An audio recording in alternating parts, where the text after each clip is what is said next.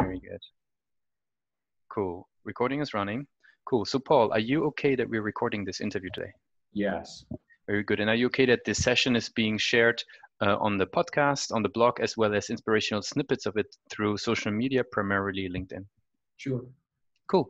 So before we get started with today's show, let me quickly introduce our sponsor, PathMonk. So if you have enough visitors on your website, but too little of them are signing up for a demo or a trial of your software company or product, then you face what a lot of SaaS businesses face today, which is that only 2% or less of your website visitors actually leave the contact information on your site to set up a demo or to start a trial. That's what PathMonk fixes. It increases your website conversion rate by 40% or more, and it provides you with more leads from your existing website traffic. It's a simple 30-second setup, and you get more value from your existing traffic on the page. So welcome to the show, guys. Hey there, business owners, directors, and marketeers. In today's show, I'm meeting Paul Ironside, who is the CEO of an upcoming and growing SaaS company. I'm Lucas, your host as always. Actually, I don't want to give too much away of what Paul is working on. He's the CEO of an emerging SaaS company that he's going to tell us all about today. So Paul, welcome to the show. Hey, Lucas, thanks very much. Glad to be here. Cool. So tell us all about your company. What is it all about? Yeah, sure. So we are in the business of trying to improve the efficacy of frontline sales managers to help them get more of their individual sales executives that report to them to goal. Mm-hmm. Okay, really good. Would you be able to give a couple of use cases like that I can maybe sort of walk along the steps how somebody would experience the product? Yeah, of course. Traditionally, what we do, and by the way, just by way of background and maybe further introduction, you are definitely talking to a sales executive. So I was born and raised in the function as a sales executive at Gartner, and kind of the classic trajectory of sales executive turned sales manager. Yep. And then I left and went to an organization based in Washington, D.C. called the Corporate Executive Board, or CEB, and was there for about a decade, and I ran the sales organization the last 3 years, a publicly traded company, and long-winded way of saying you're talking to a sales rep. And more often than not, sales managers actually get elevated into the role from being an individual contributor. Yep. And sales leaders, we continuously make the mistake of believing that the individual skill set associated to the individual actually translates into an effective sales manager. Yep. And those two roles are arguably very, very different. And so how do we actually prepare that individual contributor to then, one day, turn into an effective sales manager? Very, very good. I totally understand. So how would the user experience be looking like? Is that training that they would be getting through the page? Is that learning paths that they would go through? Maybe you can qualify that further. Sure. It actually starts with a set of expectations that leadership is profiling for sales managers. In other words, when you think about a sales manager, what you want them to do is spending time in certain areas of the business. So that you want them spending time with their individual team members, and you want to understand where they're spending time, who they're spending time with, and to what impact. And so let me give you an example. So if you have what is kind of classic 8 to 10 direct reports as a sales manager, and 3 of them are new hires, as a sales leader, you would probably want that sales manager to be spending a disproportionate amount of his or her time with those new hires. And so our software helps to tell you and guide you to understanding what events are on those 3 new hires calendars, how you can participate in those calls. And once you're on those calls, we actually provide a rubric, if you will, that is behavioral based. So we help them understand what behaviors should the manager be looking for and observing to coach those sellers to a different level of productivity. Very cool. So you're basically superpowering the sales manager, so they have much more support in managing their new team that they're just been promoted into. I love it. Superpowering the sales manager for sure. Really, really cool. Is that sales managers from particular types of companies, particular sizing, or from a particular industry? Who would be your typical client or user? Sure. So we typically work with large kind of enterprise-based types of organizations that have at least 10 sales managers. Mm-hmm. Largest organizations that we work with are companies like Adobe, and Granger, organizations with hundreds and in some cases thousands of sales managers. But for the most part, you got to have kind of a core group of sales managers. And more often than not, I think it's about 75% of the time, individual contributors are promoted from within to become sales managers at those organizations. Yep. Certainly the frontline sales manager, if you will. Makes a lot of sense, and this is probably where the issue or the problem emerges, right? Which you guys are solving to support those guys to then manage their job efficiently. Very, very cool. I'm curious, like if you've been growing up the company, and how would a sales manager or maybe a sales operations team, how would they find you? What would be the types of user journeys somebody would go through in order to find your company and to find your product? Yeah. I mean, I'd like to think that as they're maybe Googling sales manager efficacy or effectiveness, which I think is becoming more and more of a buzzword today, and organizations realizing that they need to invest in the development of their sales managers, they can certainly find us that way. Would like to think that some thought capital that we're generating and publishing on the LinkedIn's of the world. And then, maybe I'd, ideally like to think as they're talking to the Gartners or the Serious Decisions or the Forresters, the analyst community, and as people are talking about the different types of efficacy programs for managers that, they might come to learn of us that way as well. Interesting. So does that mean or maybe you could explain further the website, which role does the website then play sort of in that whole system? Thank you. Yeah, sure. When they come to the website, we'd certainly like them to come to the website and somewhat get kind of indoctrinated in our line of thinking to a certain extent. We definitely think we're standing up a new category in this concept of sales management effectiveness. In other words, most organizations have made an investment in their sales managers. And I think and I think your listeners would collectively believe that where your sales managers are deployed, who they're deployed with, how often and to what impact is arguably going to determine their success. And more often than not, I think we assume that because you were a sales rep, now you can manage people, that's an assumption. And when they come to our website, I'd absolutely like them to have a better understanding and orientation for our point of view and get educated in terms of the collective opportunity that they have to drive a better yield out of that investment. Interesting. So would there be certain types of metrics that you as a leader would be caring more or less about? Like what would be the set of metrics that are really important for you on a website level? Is there like the traffic that you're getting, the watched videos? I can see you guys there's tons of videos that can be watched. Is that somebody that, indicates their interest? Sure. No doubt about it. It is certainly just overall traffic that's coming to our website, how they're coming to our website, and from what are the different types of watering holes are they getting to our website. Those elements are certainly important. We try and build progressive profiles as individuals are coming to our site and they're downloading particular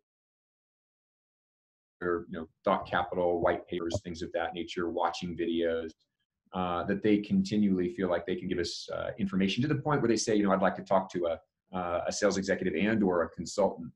Trying to put up on our website ways that they don't feel like they're going to walk right into a sales cycle. Gotcha. That's not typically the way that it works. I think our sales cycles can be 6, 12, 18, 24 months long at times. And so there's an education process and we want to be part of that to help shape that, their thinking. Makes a lot of sense, especially these types of companies that you were mentioning before and that size of company that you're looking at. I would be curious, the website playing a role there in sort of winning the people to, maybe talking to sales. What types of challenges maybe would you have seen in the past and have overcome to, get, more conversations with sales started from leads that came through the website? Is there anything that you learned? Maybe you optimized the page in certain ways? Yeah, for sure. So certainly, coming out of the sales domain, I have a continued growing appreciation for marketing and the website, in and of itself. So the whole concept around search engine optimization and so forth, and how we think about that, and where we're placing ads, and how do we get more targeted in terms of trying to drive inbound traffic into our environment. And perhaps maybe the most insightful thing that we are just okay at, we're trying to get better at, is when people come into the CommercialTribe environment, we want to sell through the way in which we serve.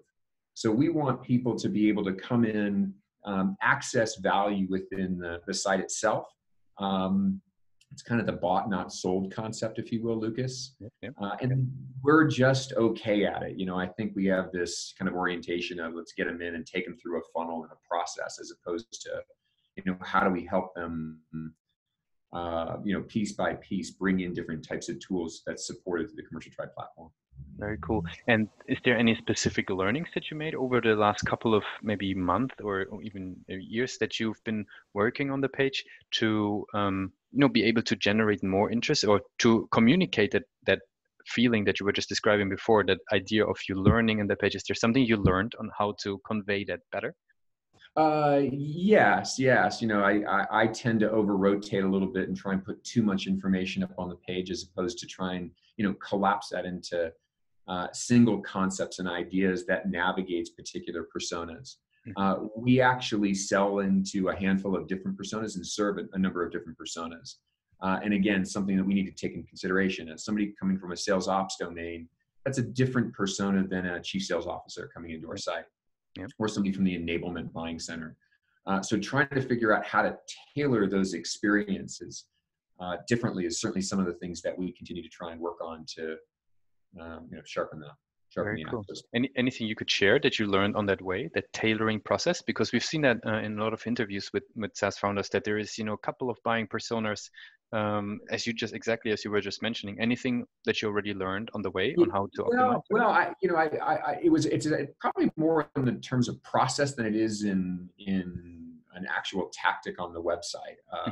So trying to understand, what is the job, and then what are the pains and gains. Gotcha. So we follow some of those methodologies to try and very, very quickly, build empathy with our existing customers or personas that are coming in, and then try and take them through kind of this, rational teaching points and so forth to get them to, download certain, components. We've got different tools that you can download, and hopefully that leads to people better understanding our point of view and how to, further leverage our technology.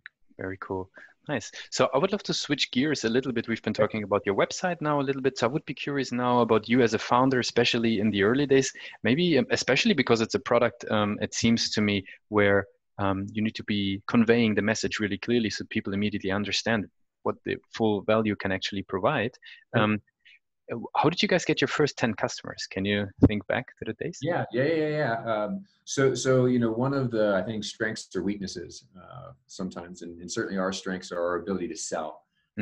And so, I consider myself to be a professional sales executive. So I got our first 10 customers, and I will continue to be kind of tip of the spear to a certain extent. I think I am best in front of customers and prospects than I am necessarily internally within the organization.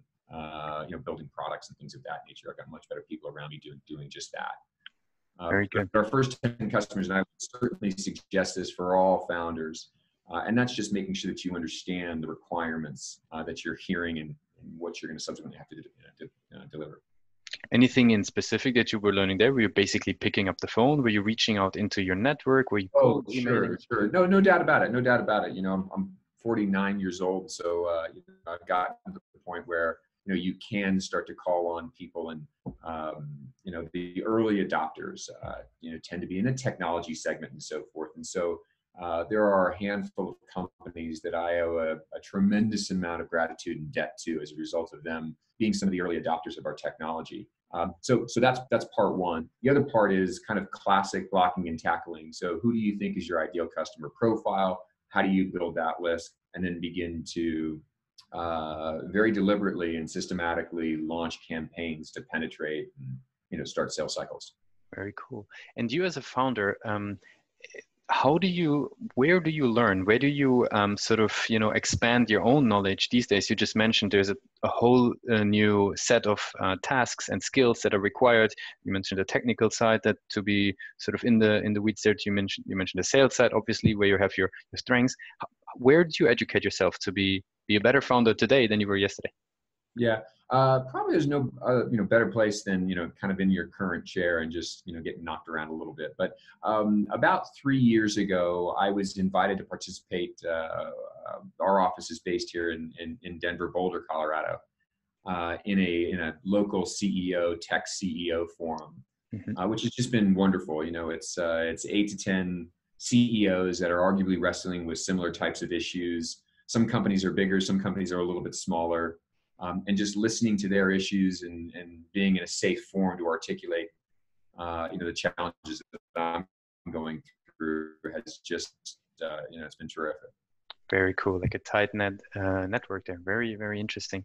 Okay, as we're slowly approaching sort of the end of the interview, I would be curious. What would be one advice that you would give yourself if you would, you know, step out today from your sales executive role, start the company today? What would be one thing that you would tell yourself? I would tell myself that acquiring customers and driving your, you know, your ARR number is much different than driving utilization rates. Somebody once said, I think it was Sarah Taval at, I forget, I think it was one of the big venture capitalists, said something along the lines of, you know, acquiring customers without driving utilization is kind of like eating empty calories. Would you mind to expand a little bit more, like so that sure, everybody? Sure. Yeah. So in other words, if you got a bunch of customers, and again, our strength was our ability to go out and acquire customers. But if your customers aren't necessarily adopting and utilizing and leveraging the platform, gotcha. In the SaaS business, that can be a little difficult to renew if they don't use it. So, you know, what I would have said to my younger self would have been something along the lines of, okay, if you think you've got the right kind of first 10, 15, 20 customers, don't stop selling. I don't think I ever say that. But make sure that, you know, you've gotten to a point where you're driving the right type of utilization levels and the adoption patterns look right. Because whatever your hypothesis is in terms of when you start will be different as customers start to use the technology and work it into the fabric of their organization.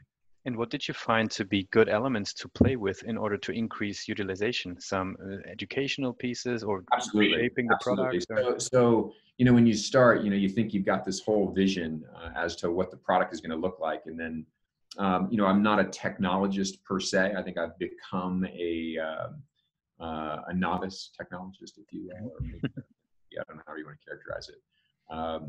But the whole concept of agile development processes, you know, it's lots of forms of agile out there, but in terms of just the incremental nature of what you do in finishing what you're starting and so forth, and those types of things are really important, you know, disciplines to make sure that you know, you can begin to add value and you can start to see if in fact you launch something for the user community or for the administrative community or for whatever community, that you can begin to instrument it, launch it, and start to see whether or not it drives the intended benefits or utilization levels that you're looking for.